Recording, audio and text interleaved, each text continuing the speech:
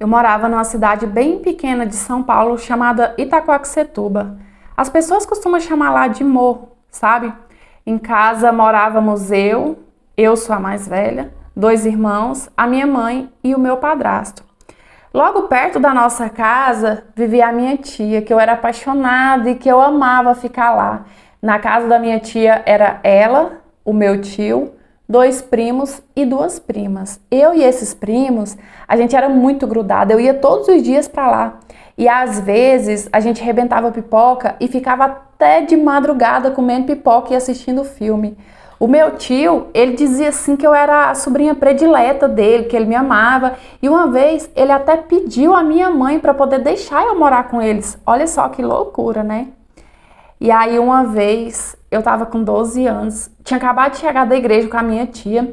A gente estava frequentando também naquele horário das 8 às 10, ia lá aprender a palavra, ouvir a palavra. E eu tava deitada na cama da minha tia assistindo desenho. E nisso, o meu tio também estava no quarto, estava na cama como de costume. Eu estava com uma saia verde e uma blusa branca. Estava assistindo desenho e de repente eu sinto uma mão bem devagarinho descendo o zíper da minha saia e depois meio que passou a língua nas minhas costas, sabe? Eu levei um susto e eu fiquei sem entender nada, por que meu tio tá fazendo isso comigo, o que, na verdade, o meu tio tá tentando fazer comigo, sabe?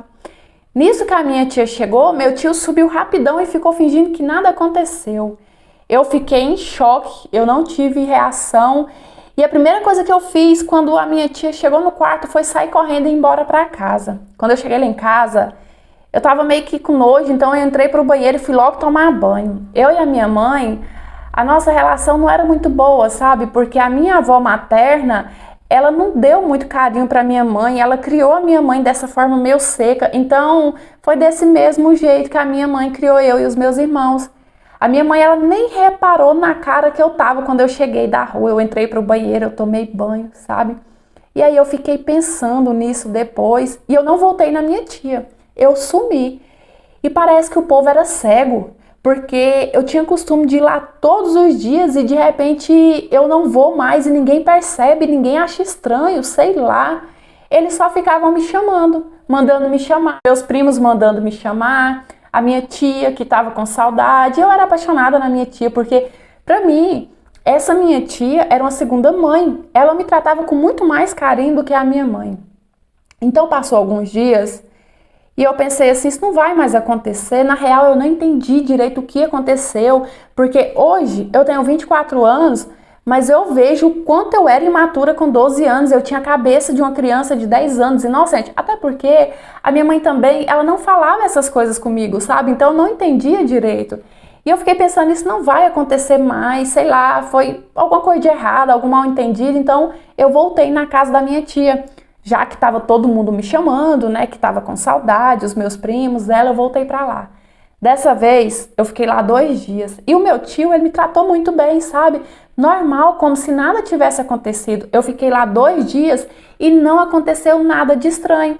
Então eu pensei assim, sei lá, o meu tio, né, não vai fazer isso mais, acabou por aqui. Ele é meu tio e eu nem fiquei com raiva. Olha só o quanto eu era inocente. Eu resolvi deixar essa história pra lá. Eu resolvi encarar como se fosse mesmo um mal entendido da minha parte. Então eu voltei a frequentar a casa da minha tia normalmente. Até que um dia eu fui pra lá e aí o meu tio chamou a gente pra poder comprar doce. Isso era de costume, sabe? Nisso foi eu, o meu tio e o meu primo mais novo. Quando a gente entrou no carro, logo o meu tio me fez sentar na frente, no banco do lado dele. O meu primo sentou no fundo. A gente foi. Quando a gente voltou, o meu primo, que estava com os doces, então ele desceu rapidão, sabe? Alegre, eufórica, aquele tanto de doce. E eu já estava tirando o cinto para eu poder descer também, quando o meu tio, sabe, me beijou na boca à força. Nossa, aquilo foi horrível, porque eu nunca tinha beijado ninguém. E o meu próprio tio, por que o meu tio estava fazendo aquilo comigo?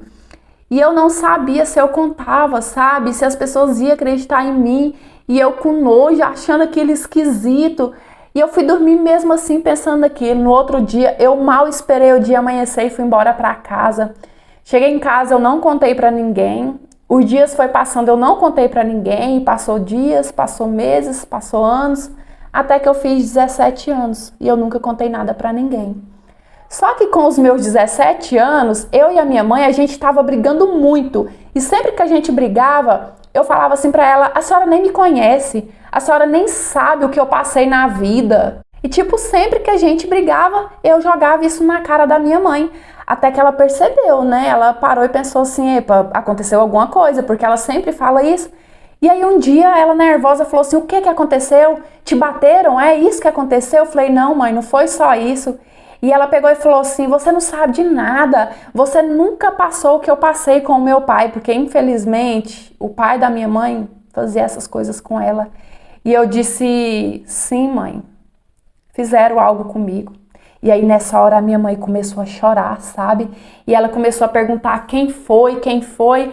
Só que na hora eu não quis falar porque o meu tio, ele não chegou, sabe?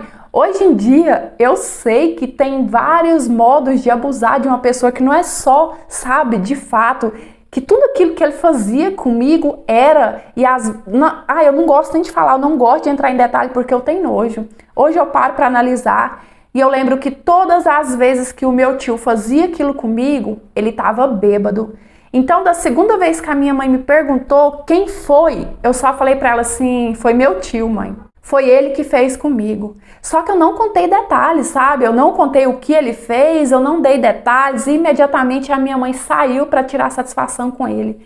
E quando aquela bomba estourou, nossa, a nossa família, que era tão unida, se separou.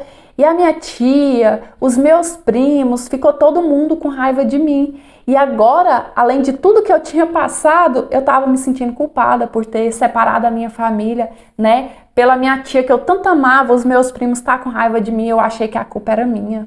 Eu criei uma revolta tão grande por causa disso que eu decidi que eu não queria falar com mais ninguém deles, sabe? Que eu também não ia me importar. Eu queria parar por aí, mas a minha mãe me obrigou a ir além. Ela disse: não, senhora, a gente vai na polícia. E a minha mãe me levou. Quando a gente chegou lá, o policial falou assim: você vai querer contar para um homem ou para uma mulher? E eu pensei: meu Deus, eu vou ter que falar isso tudo de novo. Eu não queria falar, porque eu acho que de certa forma falar ia me fazer lembrar de tudo de novo. Eu não queria lembrar, mas a minha mãe disse: filha, você vai ter que falar. Como eu era menor, a minha mãe entrou na salinha comigo. E aí, quando a moça perguntou, né, o que de fato tinha acontecido, eu não consegui contar a verdade. Eu só falei assim que ele me mostrou as partes íntimas dele e fez aquela coisa nas minhas costas. E a minha mãe já desabou a chorar, saiu correndo da sala chorando. E quando a minha mãe saiu, a moça perguntou de novo, falou assim: olha, você vai ter que falar para eu poder escrever aqui, mas eu não consegui. Eu não conseguia falar tudo o que ele tinha feito comigo. E quando foi outro dia, a minha mãe disse: filha, amanhã a gente vai ter que sair bem cedo. E eu perguntei: para onde, mãe? Ela falou assim: não, só fazer um exame. Eu nem imaginava que exame seria. Quando foi no outro dia, a gente saiu bem cedinho, porque era bem interior, né, o lugar que a gente morava. E a minha mãe me levou para um hospital que era enorme. Aí eu lembro que a gente chegou lá, a minha mãe entregou um papel na mão de uma moça e ela falou assim: pode subir as escadas aqui. E a gente subiu, tinha duas mulheres, sabe? Uma loira e uma morena, com um bebezinho de poucos meses no braço. E essas mulheres choravam muito, sabe? Sentadas numa cadeira branca, onde eu teria que sentar também. E eu não conseguia parar de olhar o quanto essas mulheres choravam com esse bebê no colo. Chegou a minha vez e eu entrei e lá dentro eram duas mulheres, não sei se médicas, sabe? A única coisa que eu consigo lembrar bem, assim, claramente, é o quanto elas foram grossas comigo. Uma disse: entra naquele banheiro lá, tira a roupa e coloca o jaleco. Fria, desse jeito que eu tô dizendo. E eu nunca tinha tirado a minha roupa pra ninguém, só isso aí já foi difícil, já foi um trauma. E aí, quando eu saí da sala, elas me mandaram deitar numa maca azul, colocar as pernas tipo mulher grávida, sabe? E começaram a fazer o exame e começaram a fazer perguntas. E eu tive que contar tudo de novo. E o tempo todo, elas grossas, sem educação, me tratavam com frieza, como se eu não fosse a vítima, sabe? Como se eu fosse... Nossa, sério, eu não gosto de lembrar. Eu comecei a chorar. Eu chorei do começo ao fim daquele exame. O olhar delas, eu consigo lembrar claramente o olhar das duas para mim, como se estivesse me julgando. Quando eu saí da sala, me falaram assim, agora você desce, que você vai ter que conversar com a psicóloga ainda. E aí a gente chegou, sabe, sentou lá para poder conversar com a psicóloga, mas tinha tanta menina na minha frente, esperando para ser atendida, que eu não aguentei. Falei, mãe, vamos embora daqui agora. E a gente foi embora. Eu vim morar aqui no Rio de Janeiro com o meu pai, que é pastor, e cuidou muito bem de mim, me deu carinho, sabe? Aqui eu tive um encontro com Deus, onde eu fui curada. Hoje eu consigo lembrar, claro que dói, né? Claro que é triste, mas hoje eu consigo lembrar e falar sem sentir tanta dor como era, sabe? Sem me machucar tanto. 4 anos depois, a minha tia e a minha prima me pediram perdão. Diz elas assim que foi Deus que tocou no coração delas para poder entrar em contato comigo, para poder me pedir perdão. Foi Deus que falou com elas.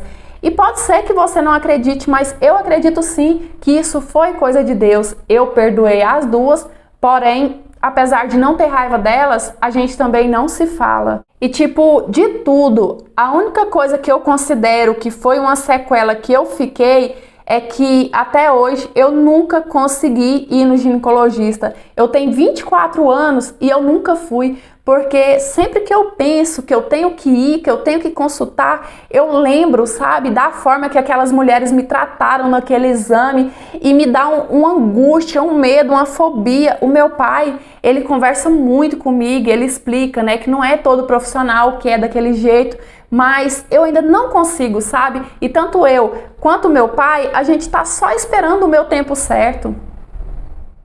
Oi, meus amores, tudo bem com vocês? Eu espero que sim. Infelizmente, mais uma história daquelas, né? Quando eu falo pra vocês que 90%, 95% das histórias que eu recebo são desse estilo, gente, eu não tô mentindo, tá? Eu recebo histórias até mais pesadas. Essa mesmo, se não me engano, teve alguns detalhezinhos que eu cortei, porque eu não gosto de trazer muito pesada pelo desconforto de quem tá assistindo e também porque, infelizmente, gente, tem uns caras que, pasmem, sentem satisfação em ouvir certos detalhes. Vocês não acreditam? Infelizmente, eu vivo bloqueando e denunciando alguns aqui. Mas, enfim, em relação à história, eu fico muito feliz em saber, né, que a mãe dessa menina defendeu ela, foi lá, denunciou. Fico muito feliz em saber que ela fez isso, né, porque é tão triste quando a filha conta e a mãe não acredita, e muitas das vezes a mãe fica contra a própria filha. E outra coisa que eu queria conversar com essa mulher, né, que hoje em dia ela já é uma mulher, tem 24 anos, que ela precisa enfrentar esse medo e ir no ginecologista. Eu sei que é no seu tempo, eu não quero, sabe, invadir o seu tempo, mas é importante pra gente fazer esse acompanhamento, é importante pra saúde da mulher, sabe? Procura uma boa profissional, vai numa ginecologista mulher, que você vai se sentir mais à vontade, apesar do que você passou foi com mulheres, né? Triste isso, lamentável, mas infelizmente em toda profissão tem um mau profissional. Eu te falo com certeza que não são todos que são assim.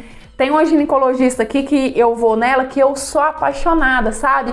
A mulher é de um carinho, de uma humanidade que a gente fica assim completamente confortável com ela. Nem parece que tá passando por um ginecologista. Então, pede indicação de amigas, de pessoas, sabe, que tipo, vai falar com certeza, não, essa ginecologista, ela é um amor de pessoa carinhosa, que você vai ver que depois da primeira vez que você for numa profissional assim, eu acho que vai até te ajudar um pouco nesse seu trauma aí, porque de certa forma é sim um trauma. Mas é isso, eu espero muito que vocês tenham gostado demais dessa interpretação de hoje. Eu sei que a história, gente, esse tipo de história que eu trago aqui não é para gostar, esse tipo de história que eu trago aqui é para servir de alerta. A lição que essa história de hoje deixou é o quanto é importante a mãe conversar com o filho, porque como ela disse na história, com 12 anos ela não tinha noção que aquilo era aquilo. Ela não entendia o que o tio dela estava tentando fazer. Então, se a mãe dela conversasse, se a mãe dela explicasse, desde a primeira vez, ela teria denunciado ele para a mãe, porque ela já saberia que aquilo era errado, ela já saberia o que o tio dela estava tentando fazer com ela, né? Então, a importância da mãe conversar, dos pais conversar e explicar as coisas para os filhos, para eles aprenderem a se defender. Infelizmente, a gente precisa ensinar os nossos filhos a saber se defender sozinho. E é isso. Dê seu joinha que ajuda muito aqui no canal, se inscreva, ativa o sininho de notificação para o YouTube te avisar quando eu postar história nova. Me siga no Instagram, é esse que tá passando na sua telinha, eu fico muito mais pertinho de vocês. E se você quiser me enviar a sua história para eu estar lendo, analisando ela aparecer ou nesse canal ou no outro, é nesse e-mail que tá passando aqui na sua telinha. Lembrando que os nossos canais é interpretação de história de vida, não é conto adulto nem nada do tipo. E as histórias que eu trago são reais, baseadas em fatos reais e muitas das vezes até fictícia. Eu sempre gosto de falar que a minha intenção não é enganar ninguém, a minha intenção é trazer entretenimento para vocês, uma troca de experiência e muitas histórias como essa deixam a lição no final do vídeo, tá certo? E é isso, um beijão, fiquem com Deus, fiquem em paz, até os próximos, tchau!